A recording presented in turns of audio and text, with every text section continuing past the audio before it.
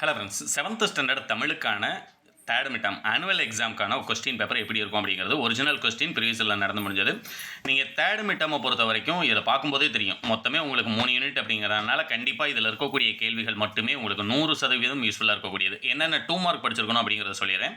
One வேர்டை பொறுத்த வரைக்கும் உங்களுடைய புக் பேக்கில் இருக்கக்கூடிய சரியான விடை தேர்துக பொறுத்துக இது 2 பார்த்துருந்தீங்கன்னா போதும். நீங்கள் அட்டன் பண்ண வேண்டிய அந்த ஒன் வேர்டு எல்லாமே நீங்கள் ஆன்சர் பண்ணிடலாம்.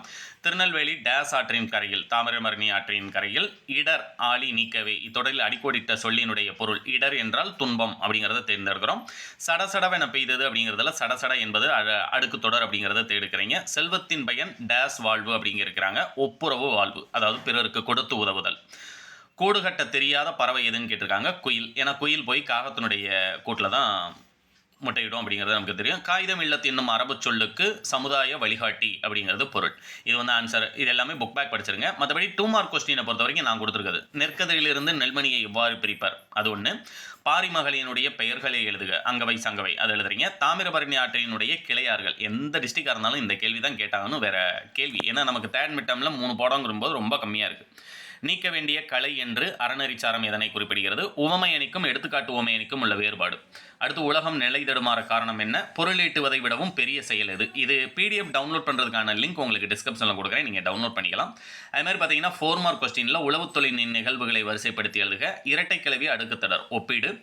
ஒப்புரவுக்கு அடிகளார் தரும் விளக்கம். சாந்தம் பற்றி இயேசுகாவியம் கூறுவனையாவை. நீங்கள் ஒரு தலைவராக இருந்தால் எத்தகைய மக்கள் நலப்பணிகளை செய்வீர்கள்? இது ஒன்று. இந்த 5 இதுலேயும் நமக்கு ரொம்ப இம்பார்ட்டன்ட் அப்படின்னம்னா உளவுத் தொழிலினுடைய நிகழ்வுகள், இரட்டை கிளவி அடுக்குத்தொடர், ஒப்புரவு அடிகளார் தரும் விளக்கம், இது 3ம் இம்பார்ட்டன்ட். அடுத்தது பார்த்தீங்கன்னா உங்களுக்கு கலைச்சொல் தருக, சிம்பிளிசிட்டி, ஹேர்வெஸ்ட் கொடுத்துருக்காங்க இல்லையா? இதெல்லாம் பார்த்தீங்கன்னா கலைச்சொல்லை பொறுத்த வரைக்கும் 3 யூனிட்டில் இருக்கக்கூடிய எல்லாத்தையும் படிச்சுக்கோங்க.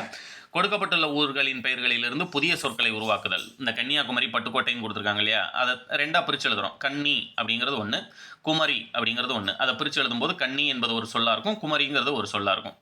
அடுத்து பார்த்தீங்கன்னா பட்டுக்கோட்டைன்னு கொடுத்துருக்காங்க. பட்டு அப்படிங்கிறது ஒன்று, கோட்டை அப்படிங்கிறது ஒன்று. இதெல்லாம் நம்ம பிரித்து எழுதுகிறோம். அதுமாதிரி கோடை, அந்த இட்டை எடுத்துகிட்டு கோடை, கோடை. புதிய சொற்கள் நம்ம உருவாக்கிட்டே போகலாம். அடுத்து பொருத்தமான ஓமை. நம்ம இது எல்லாமே புக் பேக் எல்லாத்தையுமே படிச்சிருங்க. நான் எந்தெந்த பேஜில் படிக்கணும்னு இம்பார்ட்டன்ட் கொஸ்டின் வீடியோ வேணும் அப்படின்னு நினச்சிங்கன்னா கீழே கமெண்ட் பண்ணுங்கள். கண்டிப்பாக இம்பார்ட்டன்ட் கொஸ்டின் நான் 7th அப்டேட் பண்ணுறேன். மனப்பாட பாடலை பொறுத்த வரைக்கும் மாறி என்று தொடங்கும் விருந்தோம்பல் பாடல், அது ஒன்று படிச்சுக்கோங்க. வினையால் என தொடங்கும் திருக்குறள். திருக்குறள் 3 தான் இருக்குது அப்படின்னு சொல்லும்போது 3யுமே படிச்சிருங்க. ஒரு 2 மார்க் கன்ஃபார்மாக எழுதிடலாம்.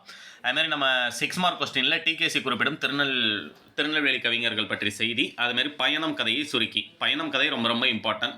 எக்ஸாம் டைம் லாஸ்ட்டு உங்களுக்கான கதையாகவே இருக்கும் தேர்ட் டைம் பொறுத்த வரைக்கும். அதனால் அதை படிச்சுக்கோங்க. அதுமாதிரி கட்டுரையில் ஒற்றுமையை உயர்வு. உங்கள் ஊரில் நடைபெறும் திருவிழாவை காண வரும்படி அழைப்பு விடுத்து உறவினர் ஒருவருக்கு கடிதம். 2ல் ஏதாவது ஒன்று தான் கேட்குறாங்க.